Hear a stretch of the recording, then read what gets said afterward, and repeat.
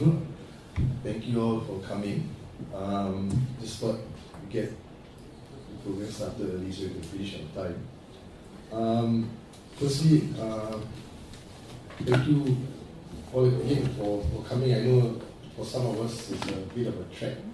ET is really complaining and shaving his newspaper. So thank you for coming. I think Professor Rajamohan doesn't really need an introduction.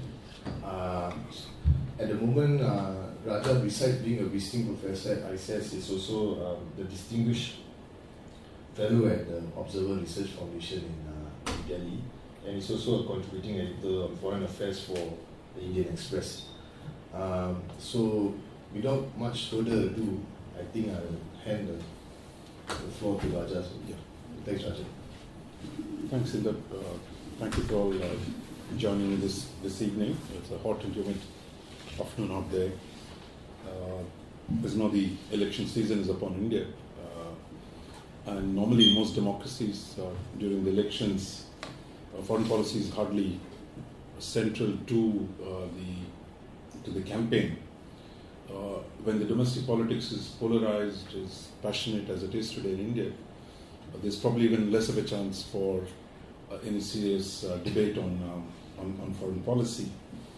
But I think the India's whichever government comes into power after these elections will face significant foreign policy challenges. Just because you don't talk about them doesn't mean they don't exist. And the moment the new government comes in, I think there are going to be many issues that it has to deal with in the external world. Partly, the greater salience of foreign policy, I think, for India stems from the fact that, unlike 2 decades ago, the rest of the world matters to India in ways in which it did not before. That India could do what it wanted when it is an isolated, self-reliant economy. But today, an Indian economy that is globally integrated and connected to the world in unprecedented ways, what the rest of the world thinks and what the rest of the world does do have a great impact on India. India itself, of course, matters a little more to the world. It doesn't matter greatly like China does, but I think it does matter to some extent. So therefore, there is considerable international interest in who gets elected and what they do after the elections. So what I propose to do is to today's topic is beyond Manmohan Singh, foreign policy challenges for India after the elections. I'll try and make my presentation in 4 parts. In the first part, I want to look at what is the foreign policy legacy that Prime Minister Manmohan Singh inherited when he took charge of India in 2004. Because the period of Vajpayee's stewardship of India was a fairly vigorous one, and there were significant initiatives that were taken and which set the stage for how India would evolve afterwards. So in some senses, it is what the legacy of Vajpayee was in 2004. The second part would be on the UPA's role and what Manmohan Singh has achieved or what the UPA government has achieved in the last decade. Because if you look back at India, and I think it's not often that any government or a prime minister got 2 successive full terms. I don't see, it is not since Nehru actually. If you go back and see, there's never been a single prime minister or a particular political formation getting 2 successive terms of full 5 years. So the decade, I think, has been a decade of considerable stability, and it's been a period of extraordinary opportunity for India. So we'll see what Prime Minister Manmohan Singh did with that decade-long tenure at the helm of India. The third section, I want to deal with where does the BJP stand in terms of the major foreign policy issues that confront India today, and in particular, what the record of Mr. Modi is, and given the few hints that he has given us, where might he take us? Assuming everyone is betting on him to become the next Prime Minister. And then the final section, I want to look at, rather than focus too much on Mr. Modi himself, which everybody wants to talk about, I'm sure, that we can do in the question and answer session, but look at what are the structural challenges that face India in external policy domain, and we'll conclude with a brief overview at the end of it. So coming to the first section, which is the legacy of Atal Bihari Vajpayee, I think essentially what Vajpayee did was 5 important innovations in Indian foreign policy. The 5 major areas in which I think he broke new ground, he cleared a lot of brush for the next government, and he did things which were not normally expected of India. In that sense, the significant discontinuity, you could say, in the Vajpayee period, in many ways actually it made things easier for who followed him, because he was willing to bite the bullet on a number of issues and cleared the ground for future activity by cutting the Gordian knot, if you want, on a number of issues. The first issue, I think, out of the 5 I'll mention, first was the nuclear policy. As you know, that India's nuclear policy was one of ambiguity. India had already made the nuclear weapons, in fact under Rajiv Gandhi, but was not a declared nuclear weapon power. And so we kept up the you want to call it self-deception or dissimulation, which essentially said, look, we have a peaceful nuclear program, we have a global disarmament, all that stuff, the nice things which you used to hear from India. So I think what Vajpayee did actually was the fairly early on in his term in May 1998 to do those nuclear tests and to say, look, we are a nuclear weapon state now, period. He was willing to face in fact, as you know, that P.V. Narasimha Rao tried to do this in 1995, but he didn't, essentially looking at the potential costs to India's economy. But what Vajpayee, shall we say, crossed the Rubicon and said, look, we're willing to take the costs, but here we are, now we're nuclear weapon power, now take it or leave it. The rest of the world will have to deal with that fact. But of course, the interesting thing about Vajpayee's nuclear policy was it was not just about nuclear defiance. It was about, while you defy, then extend your hand to reconcile. So in some senses, it was a policy of defiance and reconciliation. That the first thing India did after the nuclear tests in May 1998 was to reach out to the United States and the international community saying, look, let's do a deal. Can we find a way to fix this problem? And therefore, that opened up space. In fact, within a month of the nuclear tests, Mr. Jaswant Singh and Stoke Talbot were beginning to talk to find a way out of the sanctions that the US had imposed on the India's international isolation. How would you sort that problem out? So in many ways, the nuclear policy actually sorted many of India's dilemmas, which existed from the very beginning. In fact, you can say it dated back to 1964, October 31st, when China actually conducted its first nuclear test. The question was, what does India do? Does it become a nuclear weapon power?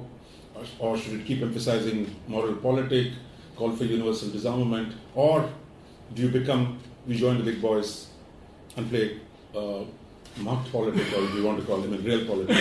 So I think that dilemma, I think was never really resolved. 74 did not resolve it.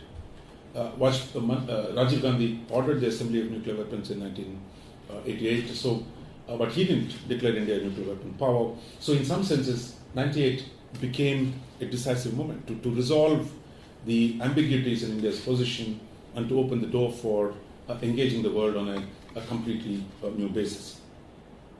The second thing I think Vajpayee did was to transform India's negotiations or engagement with China and Pakistan. I think two clearly the most difficult accounts of India's foreign policy, with clearly defined territorial disputes. Of course, with China we call it the boundary dispute. With Pakistan, of course, official India doesn't call it a dispute because we claim the whole territory. And that the problem of Kashmir in relation to Pakistan and the question of the boundary dispute with China, on both, Vajpayee tried to break new ground. In fact, after the nuclear tests, we had this bit of a crisis in India-Pakistan relationship. Everyone was thinking of, India-Pakistan, nuclear weapon state, will go to war, etc., etc. But I think within 6 months you had Vajpayee sitting down with Nawaz Sharif, talking about the Lahore bus, trying to outline an agenda of cooperation, because the war would eventually come in 1999. But the interesting thing was in between the nuclear tests in the summer of 1998 and the May 1999, sorry, the summer of 99, when we had the Kargil war, there was actually, Vajpayee actually attempted to negotiate the Kashmir dispute with Pakistan. In fact, if you look at India's record, there were no negotiations on Kashmir with Pakistan post 62-63. The last time they were actually, India and Pakistan sat down and negotiated the Kashmir dispute. But one of the first things Vajpayee does is, look, let's find a way out. Let's negotiate on Kashmir. And there was a back channel with Mr. R.K. Mishra, who was the founder of the ORF, was actually doing the negotiation with Niaz Naik. So you opened the door. I mean, it was a bold move. Given the perception of BJP as an anti-Pakistan, muscular, Hindu nationalist party, you had actually the guy saying, okay, we're ready to do a deal with Pakistan and let's negotiate on the Kashmir dispute. So given the gap between the perception of the BJP, the public perception, and what Vajpayee was trying to do with Pakistan was quite dramatic in that sense. Similarly with China, that while different attempts were made about the boundary dispute, I think post 1962, when everything collapsed in 1961 itself, there were no real boundary negotiations with China after that. When Rajiv Gandhi started, restored the normal diplomatic relations, there was a dialogue that was opened with China at the foreign secretary level as part of Rajiv Gandhi's visit, but nothing much came out of it in the 1980s. So what Vajpayee does then is to outline a framework for engaging China on the boundary dispute. In fact, it comes after like in Pakistan case, in the case of China as well, the initial test when India blamed China for the problems, for justifying its nuclear tests on the basis of a threat from China, actually moves very quickly towards engaging China on a serious basis. And by 2003, you would actually Rajesh Mishra sitting down with the Chinese and saying, look, that we'll do a political settlement of the boundary dispute as opposed to the historical bureaucratic negotiation that went on in the earlier time. So you had again a bold move with China, saying, look, we're going to find a way to resolve the boundary dispute. And then there was the broader question for Vajpayee was how you conceptualize the subcontinent. That a decade of reforms that had already taken place had opened the door for a far more a more imaginative policy to the rest of the region, one that would seek regional integration. In some senses here, it was actually getting back the legacy of the Janata government in 77-78, when actually you had an interesting situation. I think we think BJP are the bad boys and the Congress are the good boys. But if you ask our neighbors, I think at least until recently, they would say, look, it was easier to deal with the non-Congress governments than the imperial pomp and dominance of the Nehrus and the Gandhis. In fact, in 77-79, when Vajpayee was the foreign minister, actually you do the first waters treaty with Bangladesh. It's far more one. In fact, if you go back and look at the 1977 Janata Party manifesto, where they talk about good neighborly policy, and there's a policy that would be different from the hegemonic, domineering Indira Gandhi's foreign policy towards the neighbors. So in some senses, it restores that of saying we need a different policy to the neighbors, and we're going to do more to integrate with the neighbors. A third innovation in Vajpayee's policy was the expanding the perimeter of what we thought was India's sphere of influence, or India's Spielraum, or India's sphere of interest, if not influence. That for the first time we saw the Vajpayee government actually, Vajpayee saying, look, our interests are not limited to the subcontinent. This is not just about our boundaries of the subcontinent, that India's interests extend from Aden to Malacca. Or if you want more rhetorical, Suez to South China Sea, if you want to, whichever form you put it, that the theme that, in fact, it was actually under Vajpayee that George Fernandez first time sent ships to the South China Sea in 2000. So the first time you're saying, look, we have a broader sphere of interest. And I think it's a natural, in a sense, outflow of India's economic reform, its growing interest in the surrounding regions in which the previous foreign policy seemed less interested in the past. And then there was the Look East policy, of course, was initiated by Narasimha Rao, but Vajpayee, in fact, tries to expand that. In fact, the first India-ASEAN summit takes place under Vajpayee, I think it was 2002. And then more interestingly, an interesting outreach to the Muslim world. In fact, as now, so then, there was deep distrust of the BJP in the Muslim world. And there you have actually Vajpayee reaching out to the Islamic world. In a way, he visited Iran, and Jaswant Singh's visit to Saudi Arabia, in fact, one of the first major visits.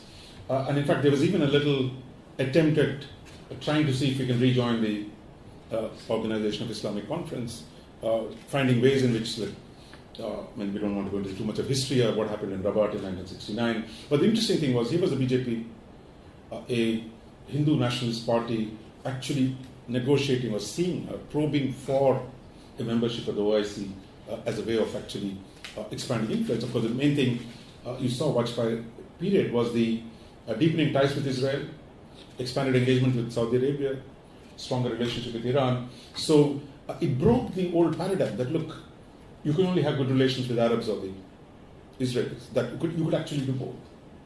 That in some senses was a reflection of India's own larger role or larger interest, that you are now, like the other powers, seeking good relationship with everyone in a particular region and not defined it in purely ideological terms of the Congress did.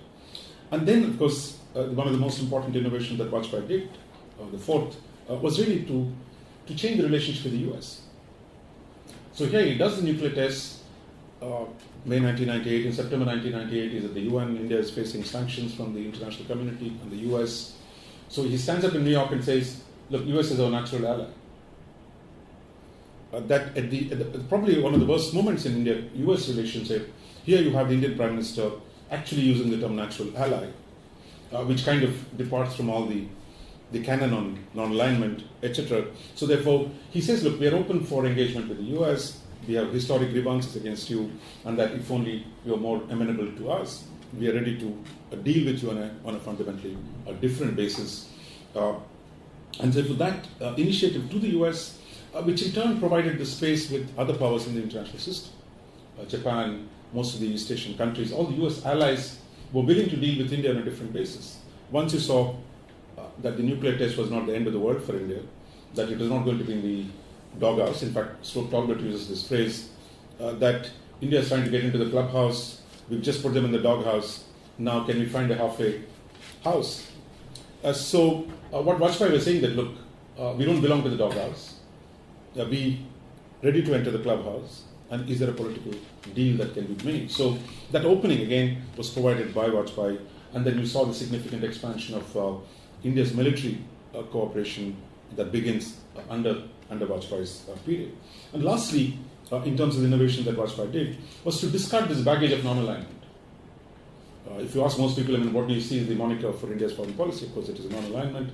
And you saw the first times de-emphasizing the importance of non-alignment and laying out for the first time, a sense that, look, we want to be a great power.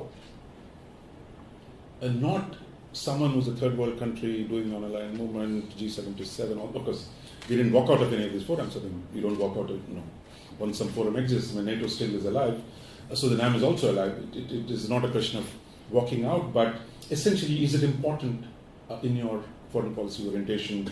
And you saw a significant de-emphasis of non-alignment.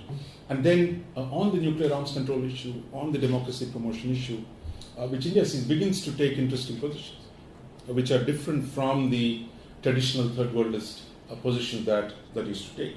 So in some then, in almost all the major areas of India's foreign policy, you saw Vajpayee open the door to a new way of dealing with the world, and it turned out to be a consequential period of just 6 years. There were crises, there were confrontations, but yet it seemed to break new ground in terms of how India will deal with the world. And then you have enter Manmohan Singh in 2004 May, and then so he takes charge of this whole new account. But a priori, I think he had a big problem, in the sense you have the left parties which had 66 seats. I think if you go back to the 2004 election, the left parties had a fairly significant, and their support was quite critical for the formation of the UPA government. So the left's presence as a critical factor for the survival of the coalition government, you would have thought would have significantly limited the foreign policy potential for the Manmohan Singh. And then the Congress party itself, having been out of the wood for a long time, and Sonia Gandhi as an untested leader, was quite unknown commodity in terms of what her instincts were to the rest of the world. Unlike Narasimha Rao, who had at least some ideas and was willing to engage the world and manage it, you had Sonia Gandhi was an unknown commodity, and what her approach to the world was a problem that would shape eventually we see its weight in the later years of Manmohan Singh. But the world was a very welcoming world for India in 2004. A growth rate had just hit 8 to 9%. So generally there was a sense that, look, India is rising, there is new opportunities here. So the economic transformation that was unfolding in the earlier part of the decade seemed to present a great opportunity where the rest of the world was ready to recognize India's potential and engage it on its own terms. So in the first year of Manmohan Singh, then you had a scorching pace that was set. If you just take the first 18 months, we signed a nuclear deal with the Americans. We signed a defense deal with the Americans. We signed an agreement on the boundary settlement, principles of the boundary settlement with China, and actual secret negotiations on Kashmir are resumed under Manmohan Singh. So the three big accounts, US, China, and Pakistan, you see actually Manmohan Singh carrying forward what Vajpayee begins. But yet, and after 18 months, if you look at the record of the government, what you have is, for the next 8 years, virtually, Manmohan Singh is actually coping with the backlash of the bold moves he makes in the first 18 months. So the big moves that he makes, the signing of the nuclear deal, runs into a problem. The Congress party is ambivalent, the left is against finishing the negotiations. The China boundary dispute, here again, I think the Congress party is far more ambivalent about the needed territorial concessions, or you had to negotiate with the Chinese. So the second stage of the negotiation, which involved actually deciding, okay, what is it that we give and what is it that we get, which was a harder issue. And then the Chinese fairly quickly, I think, in my view, gave up any possibility of doing a deal with they thought, look, Rajesh Mishra, Jaswant Singh and Vajpayee, they were in a position to sell a deal. They were bold enough. But the Congress, ambivalence, self-doubt, all the inherited hand-wringing, I don't want to use the term wimpishness, but the fact is, you couldn't say they were wimps because they did bold things at the beginning. That the Chinese quietly realized, look, this is not going to work with these guys. So you had actually pretty quickly abandoning the possibility of doing any significant deals. And with Pakistan as well, what you saw was in 2005 when Musharraf invites himself to Delhi, Manmohan Singh and Musharraf agree on a broad framework on how to negotiate Kashmir. You remember the principle of no change in borders, changing the nature of the borders, opening of the borders for trade and movement of people, and then some kind of an autonomy for both Kashmirs. And then you see Manmohan Singh actually going to Kashmir repeatedly, setting up these various commissions for a peace process in Kashmir. So in some senses you saw the prospect for doing something big with Pakistan and Kashmir, and that the opening that Vajpayee had given provided a basis for actually for doing that. But then, interestingly, I think most people, it's very counterintuitive, that actually Congress party has a bigger problem dealing with Pakistan than the BJP had. Because the contrary general assumption is, look, BJP has a problem with Pakistan, while actually the Congress is secular, shall we say, domestically, therefore it should be more interested in peace with Pakistan. But it's fairly, what happened was exactly the opposite, where you see at the end of 10 years, Mr. Manmohan Singh, despite his deepest desires to go to Pakistan, can't go to Pakistan because the Congress party does not support. That he negotiates deals actually which were about to be clinched on Siachen, on Sir Creek. again, it is the Congress Party's conservatives who say, look, no, we're not going to deal because what will army say, what will everybody say in the country, so therefore we're not going to touch anything, any breakthrough. So what you have is Mr. Vajpayee goes to Pakistan twice. And Mr. Singh does not go to Pakistan at all. So, in some sense, when you're not giving away the store, I mean, even just making a visit. In the end, we saw he was very keen to do that, but the party was not eager to see even visiting Pakistan. In 10 years, you have a relatively peaceful period. There was terrorism issue, but then you see a Congress party is unable or unwilling to deal with Pakistan on that.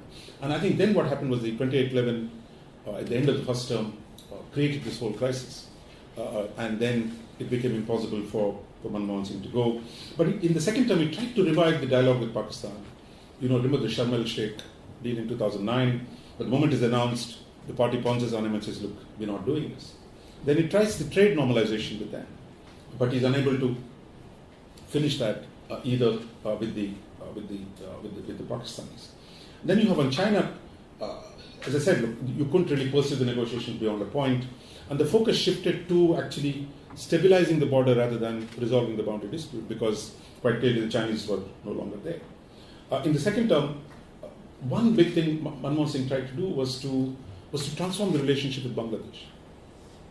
In fact, 2010, when Sheikh Hasina came to Delhi, it was decided, look, we're going to do a clean slate. We're going to sort all the major problems out. Boundary resolution, trade, market access, transit, rivers. I mean, it was like saying, look, it's all out, full court press, as the Americans would say. We're going to take on every single issue and do it. And the great thing was they almost did it. In fact, the boundary settlement was done fully in terms of actually an agreement was drafted. India gave market access, opened its market fully to Bangladesh. Then the Bangladesh was about to give transit and we were supposed to sign this about this agreement. But when Mr. Manmohan Singh showed up in Dhaka, there was somebody missing in the party, Ms. Mamata Banerjee, who kind of came and took away the Hilsa dish from the spread that existed, and the Bangladeshis pulled back on the transit issue. So what you had was a dramatic moment where you could have said, look, there are problems with Pakistan, but on the other side, we're sorting it all out. At that, you came so close, and it's essentially the political unwillingness of Mr. Manmohan Singh to push that. So what you had was then, Manmohan Singh began with a bang, ending it in a whimper. The great expectations of India, I mean, of what it could do with its newfound weight in the international system, with everyone, whether the US relationship declined, the nuclear liability legislation of 2010 mismanaged completely, not a single reactor has been brought in despite the nuclear deal because of the problems with liability legislation. So you look at it across the board, you've seen a failure on all the key opportunities that were presented. So that brings me to the third part of the presentation, which is where does the BJP stand? The BJP in power under Vajpayee I think surprised the world with its extraordinary boldness, even vision, I mean, if you want to use the term. If that was the case under Vajpayee, under Advani, what the BJP demonstrated in opposition was breathtaking opportunism. Unbelievable opportunism of pure tactical play without any sense of the national interest. In fact, Advani ended up opposing every single thing that Vajpayee tried to do. The nuclear deal with the US. The same BJP which initiated the process now says, look, no, we're not for it. On Pakistan, we're ready to jump at the government. Any move that Manmohan Singh was trying to make, they opposed it, despite Vajpayee's legacy. On Bangladesh boundary dispute, they said, no, we're against it. And on a range of issues, on economic reforms, on all the key initiatives that the government tried to do under Manmohan Singh were opposed purely because you're in the opposition. I mean, that there is no conviction or commitment to anything national. For a party that claimed to be a national security party, was unwilling to even finish or allow the government to finish what they themselves started, and wink and nod outside telling people, look, we'll do it when we come back to power. But of course, Mr. Advani is certainly not going to come back to power. I don't know, there's something interesting things happens. But the fact is, the BJP record in opposition was a disastrous one, a disruptive one, and that where you could actually make the breakthroughs, if there was BJP support, you could have done it, but that support was not forthcoming. In many ways, Advani was aligning with Prakash Karat of CPM, hoping that you could, it's a shaky tree, just keep it shaking enough, the fruit will fall, hopefully into your lap. That ambition kept the BJP away from anything positive in the 10 years that it was in opposition. Now, that was Mr. Advani. Now, where does Mr. Modi stand? Modi's record is very limited in foreign policy, but his image is pretty big. Pakistan hater, China basher, America trasher. That his image as someone who is fundamentally hardline, negative, that he would be a disaster. I mean, I think just as the domestic discourse, which argues that just as people question his role as a potentially divisive ruler at home, have very little expectations of his on his foreign policy. But I think the only three places he visited as a Gujarat chief minister were China, Japan, and Singapore. Singapore is a great company. That essentially are three Asian countries he comes. In all, the focus was on business. I mean, largely to do business. And for all his image as a China bash, actually got a fabulous reception in China, where almost got a prime ministerial treatment, where he met the three members of the Politburo, the kind of thing. So the Chinese were quite happy to test him out and were willing to deal with him in ways in which the Americans were not, where the Americans were not willing to give him visa until recently. So what we've seen happen in the last few months is the rest of the world trying to catch up and trying to make nice to Mr. Modi. It was Great Britain that one of the first to criticize him for 2002 riots, was the first one to connect up. The European Union did it next. And the US took longer, but finally they've done it as well.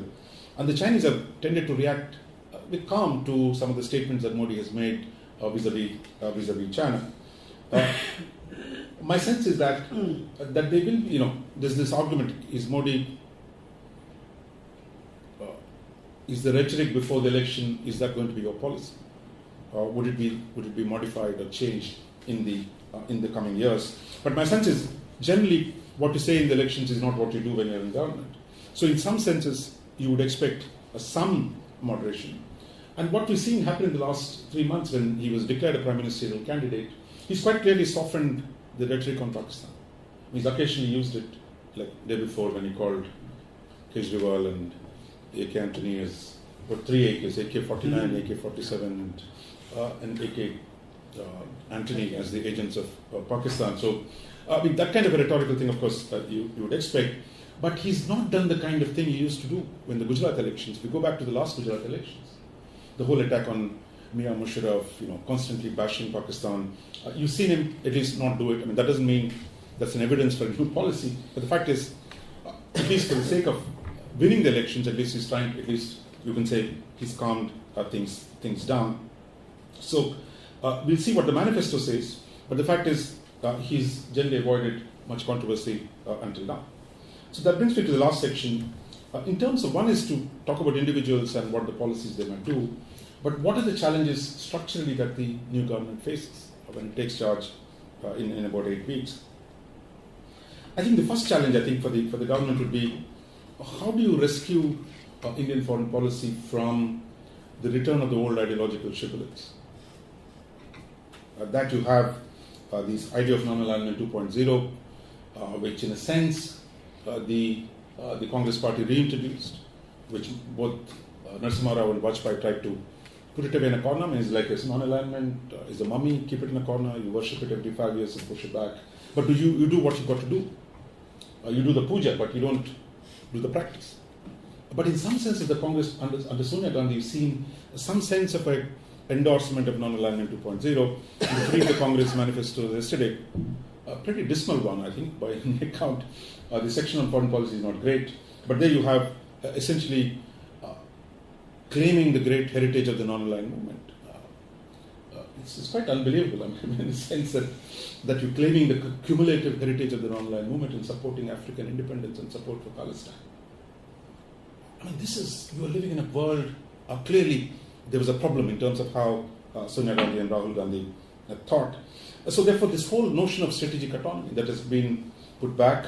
But the problem is going to be for the next government, look, this is not the age of self-reliance and non-alignment, strategic autonomy, because your economy is so deeply interdependent with the rest of the world. 60% of India's GDP is connected to the rest of the world.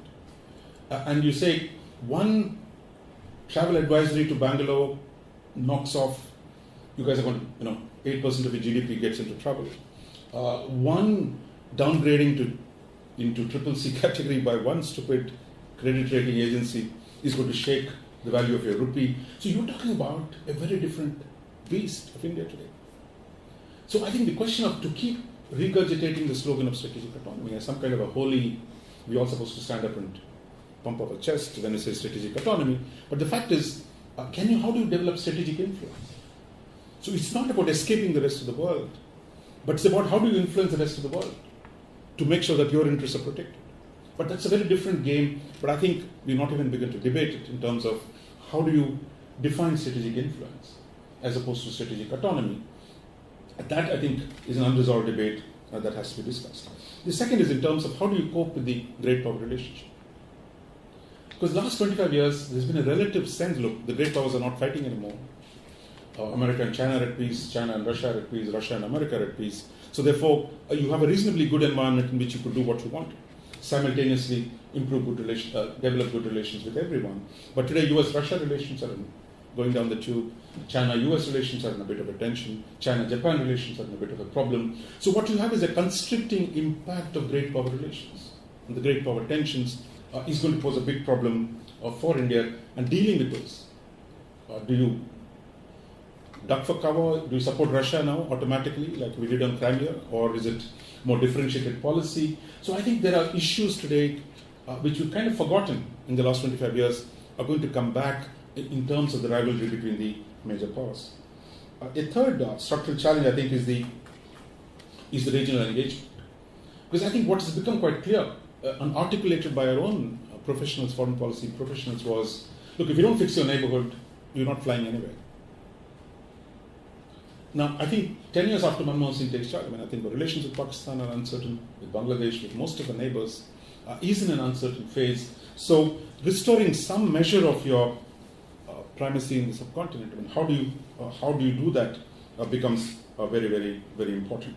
And then the whole question of new trade agreements that are coming in the East, the TTP, TPP, how are you going to, the RCEP, how are you going to deal with the economic integration? Because the Congress Party, if you go back, one of the first things Sonia Gandhi does when Manmohan Singh is negotiating an FTA with ASEAN is to raise questions and make public the letter saying, no, we don't like FTAs. So, build the next government, combine genuine economic reform at home and support free trade policies abroad. Then there is the question of weak institutional capacity. Much has been said, Indian Foreign Service, probably the same size as the Singapore Foreign Service. How do you create institutional capacities? If India's engagement, its footprint is growing globally, how do you create better management, better capacities at home?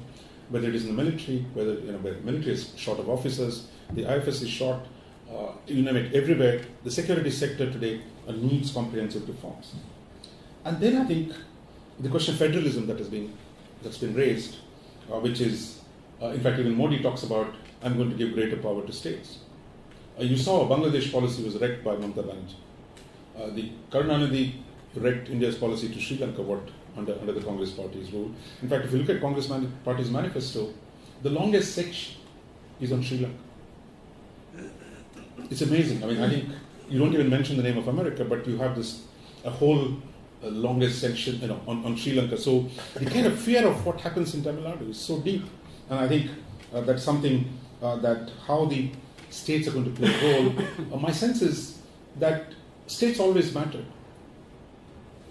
What we've seen is the Congress Party's inability to manage the local interests and the national interests. How do you reconcile them? It's not about either this or is it that, but it is a task of the national leadership that you take into account the interests of the local groups, while at the same time make sure that the national interest is protected.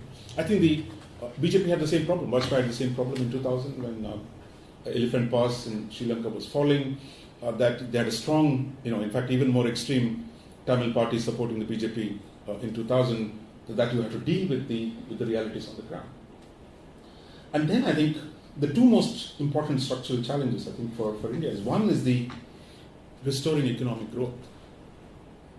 That is, without economic growth, the rest is irrelevant. That is, if there is no growth, if India doesn't recapture the story that, look, it's a growing economy, it's an economy that provides opportunities, much of the foreign policy goodwill was built on the prospects for the domestic growth. And I think if that is not there, so the whole question then becomes the whole restoration of economic growth. How that's going to be done, what are the reforms, a whole range of issues. I don't want to go to the detail. But the last, I think, the most important structural challenge is to deal with the unprecedented weakening of the Prime Minister's authority in the last 10 years. Or in some senses, what the diarchy between Sonia Gandhi and Manmohan Singh has actually destroyed the Westminster model. The nature of the Prime Minister as the primus inter pares, as the one who takes decisions. So what you had instead was the Prime Minister with no authority on any of his cabinet colleagues. So what you had was then the system of governance that was envisaged in a Westminster model has been undermined as a consequence, where the Prime Minister had strong views on a range of things, on how economic reforms have to be done, on how to deal with the Americans, how to deal with the nuclear deal. None of that could be translated into, because you had actually a satrapi system where each one was doing his own thing. So without a strong center, without a strong Prime Minister authority, nothing is going to be able to be done. And I think that is going to be, how do you do that? If there is a fractured coalition, that becomes the issue. So let me conclude here by just saying a couple of other things. One, continuity or change in India's foreign policy. I mean, if you look at the last 25 years, there's been almost everybody had a shot at power. From CPM, CPI, you name it. I mean, everybody has been in one government or the other from 1991. Just as on the economic policy, you could see a broad trajectory of foreign policy change. But I think what we've seen happen in the last few years is the weakening of the broad direction and the introduction of some self-doubt, ambiguity in the last government under the Congress party. And the question is, can that be reversed in a new system? And that, I think, is going to be the challenge for the next government. But one way or the other, pretty quickly, because all your problems are waiting for us and from the rest of the world, the new government will have to show its hand pretty quickly in terms of how it deals with the rest of the world. Thank you, Rajan.